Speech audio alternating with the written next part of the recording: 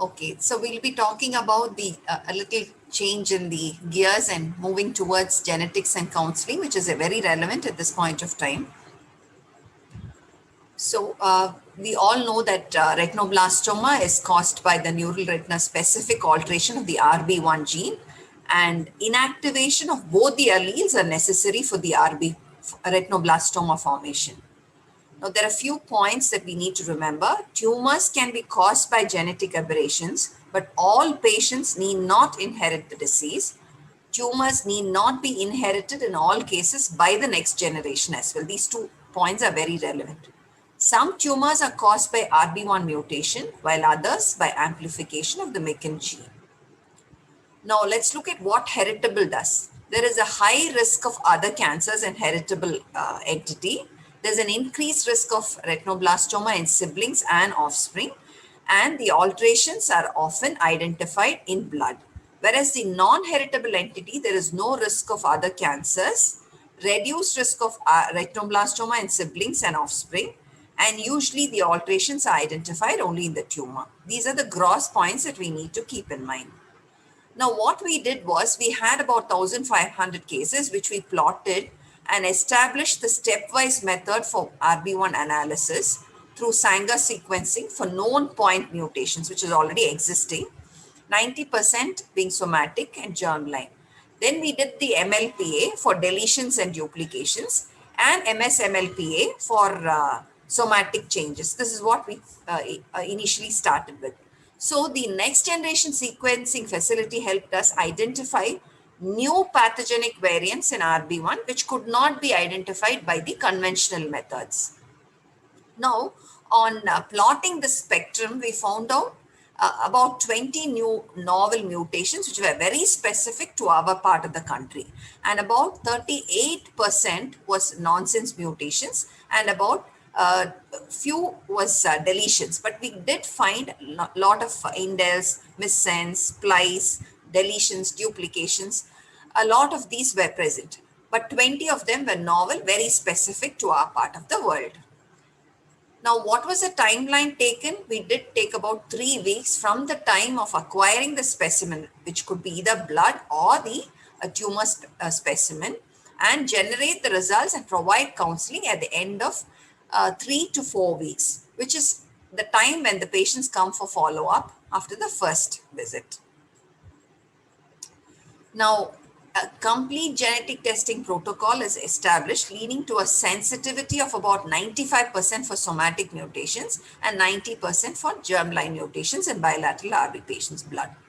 On this basis, we were able to bring down the cost to about 16,000 rupees, which is equivalent of about $250 US dollars.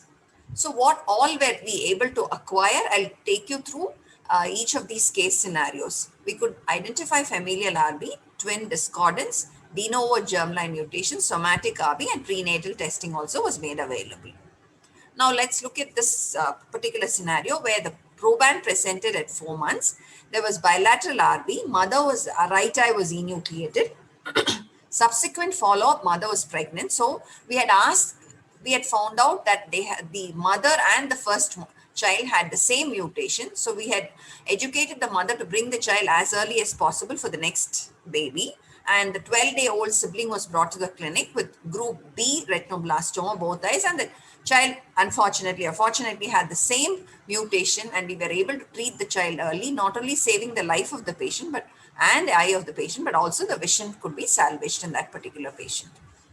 So next scenario was a proband presented at 36 months. There's no family history. It was a unilateral RB group E, but germline mutation was identified in blood. So we know that the offspring has to be careful. Now next was a unilateral proband presented at 26 months with a right eye group E tumor. There was a germline mutation identified and the child was closely monitored. It turned to be bilateral retinoblastoma during the treatment period. An analysis of the patient showed that the father was an unaffected carrier, and so we had to predict a higher risk for the next sibling. So this was the father's blood, proband's blood, and the proband tumor showed the same mutation. But the father was unaffected. Now this is a 3-year-old male with group E left eye with a retinal detachment. There's no family history. We did an enucleation for this particular patient, and there was homozygous methylation only in proband's tumor. So it was only in the tumor and not in the blood. Now, in the older patients started coming to us, the older patients who were survivors, they started coming to us asking for risks. So in one patient, there was a unilateral retinoblastoma, which was enucleated about 20 some years ago. There's no family history of retinoblastoma, and then we could identify that there was no mutation found in the patient's blood. And so we predicted a less than 1% chance of getting RB in her offspring. Another patient who had a unilateral RB with no family history again, there was no mutation identified in the blood, and we were able to predict no risk of secondary tumors due to RB1 germline mutation. Now, another 20-year-old female with unilateral RB enucleated at 1 year of age. The genetic testing showed germline mutation, which is heritable. That is, heterozygous whole RB1 gene deletion was identified in the proband. And so there was a chance of the offspring getting affected. Excuse me. 24-year-old female again, unilateral, enucleated at 2 years of age, no family history, heritable nonsense mutation was identified. You can see that. And again, there is a chance of the offspring being affected. So in another scenario where 4 affected members were there in a particular family, the proband's wife was pregnant, and the proband and the mother had heterozygous deletion of exons 3 to 13. So we did a prenatal testing after the amniocentesis was done for the proband's fetus, and same deletion was found in the fetal DNA as well. So it had to go in for termination, which was left to the discretion of the patients. So then we started identifying the copy number gain and loss. And then apart from the genetic changes, epigenetic alterations are also relevant. So we do the whole genome level epigenetic changes are being studied. And now we also try to understand the mechanism of chemoresistance, especially in some of the cases which are resilient to treatment. Now, we do see that there is a distinct cell differentiation pattern in chemosensitive and chemoresistant retinoblastoma.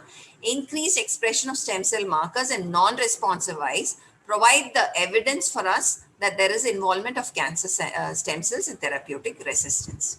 Now, there is also one significant factor that we found out, that somatic mutations were frequent in RB patients with parents of an age difference of less than 10 years.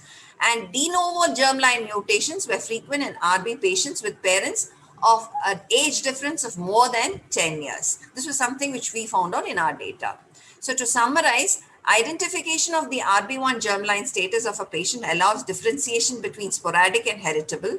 Genetic testing and genetic counseling is crucial for assessing short-term risk of additional tumors in the same eye and other eye, and also helps in prognosticating and long-term risk of non-ocular malignant tumors as well. Thank you very much. Thanks, Fairuz, for this wonderful opportunity, especially to be amongst all the leaders in ocular oncology. Thank you very much.